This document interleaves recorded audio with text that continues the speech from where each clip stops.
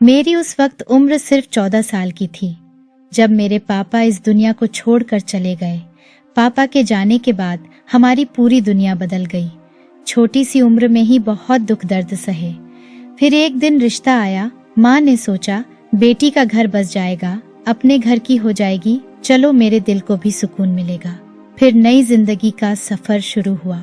उसे ना पसंद पूछी गई ना पूछा गया लड़का कैसा है, बस फर्ज निभाया गया। वह 18 साल की हो चुकी थी। शादी की पहली रात कोमल अपने हमसफर के पास नजरें झुकाए हुए बैठी थी। पति का नाम महेश था। महेश बोला, कोमल बात साफ है, मुझे कल को कोई शिकायत का मौका न मिले, समझी। मेरी माँ को अपनी माँ समझना और मेरे घर को अपना घर।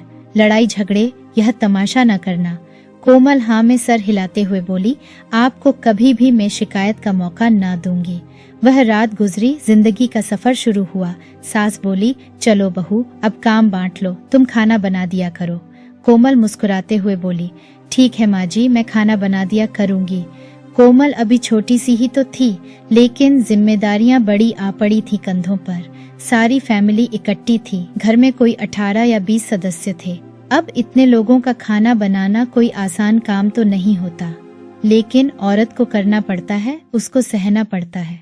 औरत और कर भी क्या सकती है? वह किसी मर्द की तरह रोप नहीं डाल सकती किसी पर।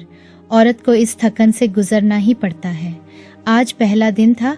कम से कम 10 किलो सब्जी सामने पड़ी थी, जिसे देखकर कोमल सोच में पड़ गई कि इतनी सब्जी कब काटूंगी और कब पकाऊंगी। खैर, हिम्मत की सब्जी काटी, खाना बनाने लगी। किचन में खड़ी थी। इतनी देर में सास ने आवाज दी, कोमल मेरे वास्ते दूध का प्याला तो गर्म कर दे, मेरे सर में दर्द हो रहा है, बहुत कमजोरी हो गई है मुझ में। कोमल ने हाँ में सर हिलाया, बोली, जी माँ जी, अभी लेकर आती हूँ। दूसरे चूल्हे पर दूध गर्म करने लगी। बेध्यानी में हाथ जल गया। ज्यादा तो नहीं जला था, लेकिन जलन बहुत ज्यादा थी। दूध गर्म किया, सास को चारपाई पर ही पेश किया।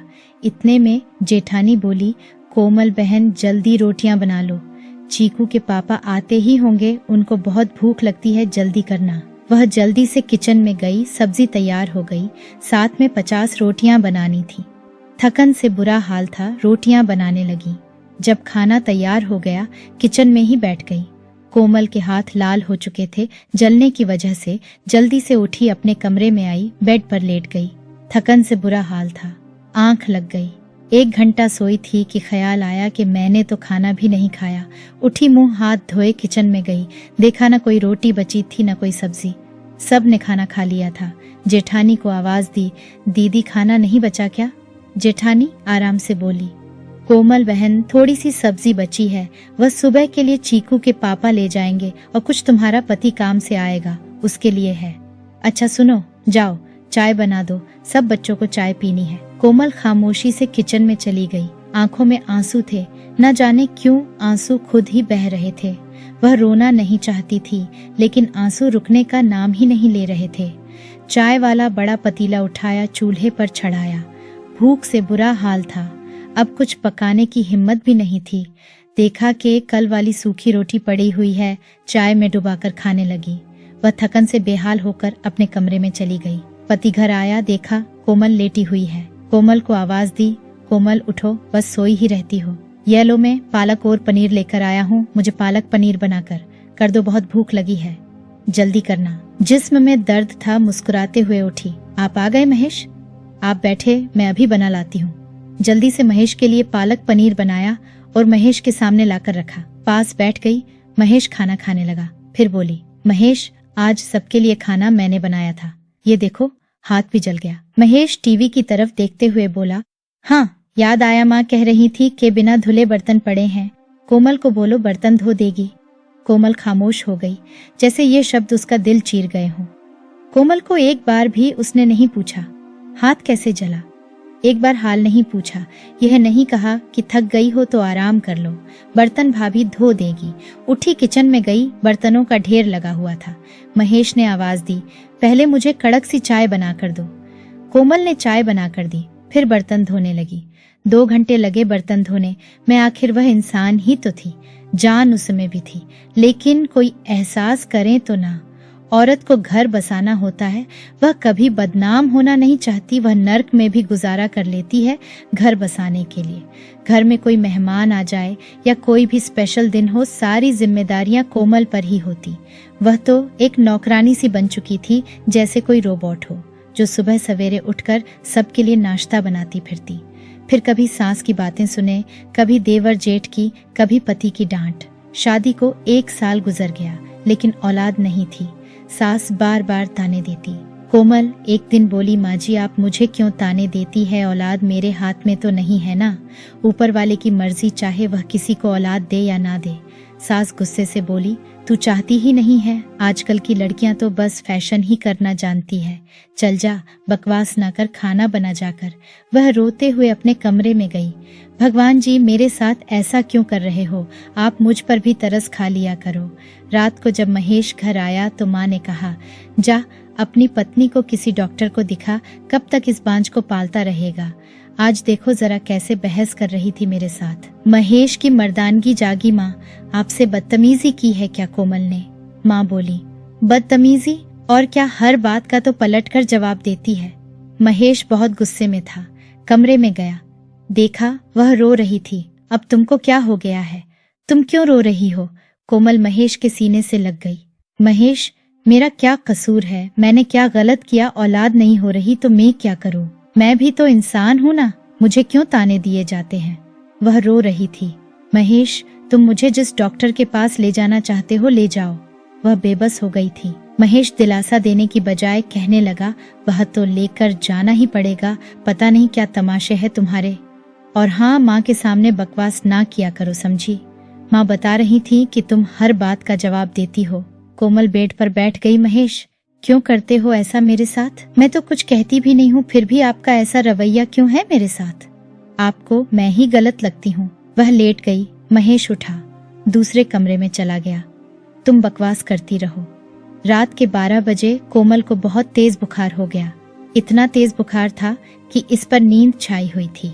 महेश दूसरे कमरे में सोया हुआ था। सुबह हुई, बुखार से बेहाल नाश्ता बनाने लगी। महेश काम पर जाने लगा, उसका हाथ पकड़ा। महेश हिम्मत नहीं है मुझ में, मुझे डॉक्टर के पास ले चलो, बहुत बुखार है। महेश मुंह बनाकर बोला, ड्रामे ना करो, बुखार की एक गोली रखी है, खा लो जाकर चाय के साथ। उदास थी। यह कैसा हमसफर है, मैं कौन हूँ, इसके दिल में मेरी क्या अहमियत है, मैं इंसान भी हूँ या नहीं। कभी मोहब्बत से बात नहीं करता मुझसे। फिर कुछ दिनों बाद ही सास की मृत्यु हो गई। घर में बंटवारा हुआ, सब अलग अलग हो गए। एक उम्मीद की किरण जागी थी कोमल के लिए कि अब मेरा महेश बदल जाएगा, अब मेरी फिक्र करेगा, मेरा ख्याल रखेगा। लेकिन महेश कोमल से और भी ज्यादा नफरत सी करने लगा। सुबह नाश्ता करता, काम पर चला जाता, रात को घर आकर खाना खाकर सो जाता। उसका यह रवैया कोमल की जान निकाल रहा था। कोमल एक दिन पास बैठी, बोली, महेश मुझसे कोई गलती हो गई है क्या, आप मेरे साथ ऐसा क्यों कर रहे हैं। महेश लेटा हुआ था। वह कदमों पर अपना सर रखकर बोली, महेश बहुत दर्द होता है जब आप साथ रहकर भी साथ नहीं होते। मैं आपके कदमों में अपनी सांसें वार दूं, मेरी जान कुछ तो कहो ना, कुछ तो बोलो, आप जैसा कहेंगे मैं वैसा ही करूंगी। बस मुझे मुस्कुरा कर पुकारा करो, मेरा हाल पूछा करो, मेरा दिन कैसा गुजरा पूछा करो, बस कुछ शब्द मोहब्बत के बोल दिया करो, मैं खुश हो जाऊंगी। महेश करवट बदल कर बोला, कोमल सो जा यार, अभी दिमाग न खराब कर, तुम्हें तो बस अपने रोने पड़े रहते हैं। कोमल कदमों को चूमती रही, महेश प्लीज समझो ना मेरी तकलीफ को। आंसू का जैसे समंदर उमड़ आया था। शादी को 5 साल गुजर गए, औलाद ना हुई, लेकिन महेश की बेरुखी बढ़ती ही गई। कोमल ने अपने टेस्ट करवाए, डॉक्टर ने बताया कोमल बिल्कुल ठीक है, औलाद ऊपर वाले के हाथ में है। और फिर एक ही घर में रहते हुए वह दोनों अजनबी से बन गए। महेश खामोश रहता, कोमल को न किसी त्योहार पर कभी शॉपिंग करवाता, न कोई खुशी के दिन, न कभी मोहब्बत से बात करता। कोमल घर बसाने के लिए वह सब कुछ करती जो महेश कहता, जितना झुकाता झुक जाती, लेकिन महेश को कोई फर्क नहीं पड़ता। कोमल ने रोना छोड़ दिया, खामोश हो गई, पैर भी पकड़कर देख लिए, हाथ भी जोड़ लिए, माफी भी मांग ली, चींक चींक कर रो भी ली, सब कुछ बेकार ही रहा। वह अपने दिल का हाल सुनाना चाहती थी। वह बताना चाहती थी कि मेरे सीने में भी दिल है, जज्बात मेरे भी है, ख्वाहिशें मेरी भी है, इंसान में भी हूँ, लेकिन जो हमसफर था वह तो बात करना भी गवारा नहीं करता था। आखिर जाती तो कहाँ जाती, करती तो क्या करती। फिर एक और लड़का कोमल की जिंदगी में आया।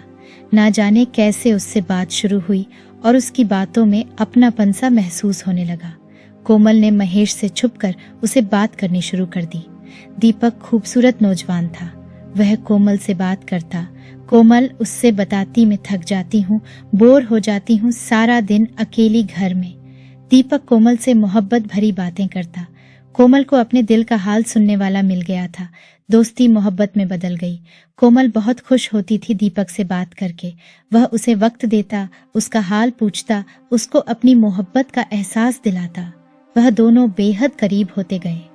कोमल कहाँ चाहती थी किसी अजनबी के साथ यह नाजायज रिश्ता बनाना, लेकिन आखिर कब तक बर्दाश्त कर सकती थी वह। आज 11 साल हो गए थे उसे महेश की बेरुखी सहते हुए।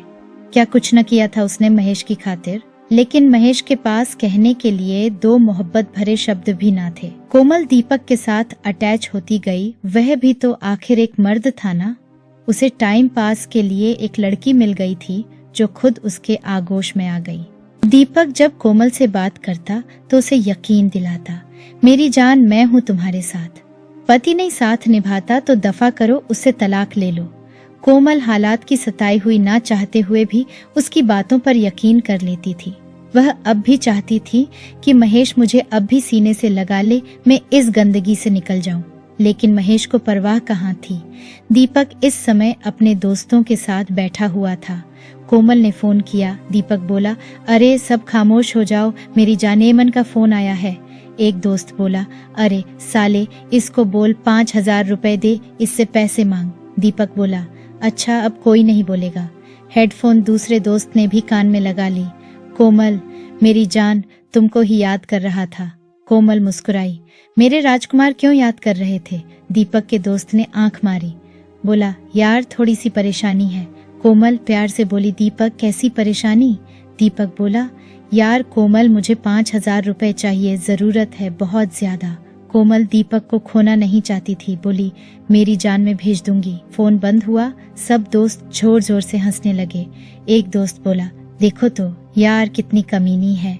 दीपक गुस्से में बोला, मेरी मोहब्बत है वह समझे, कोई गलत निगाह से नहीं देखेगा।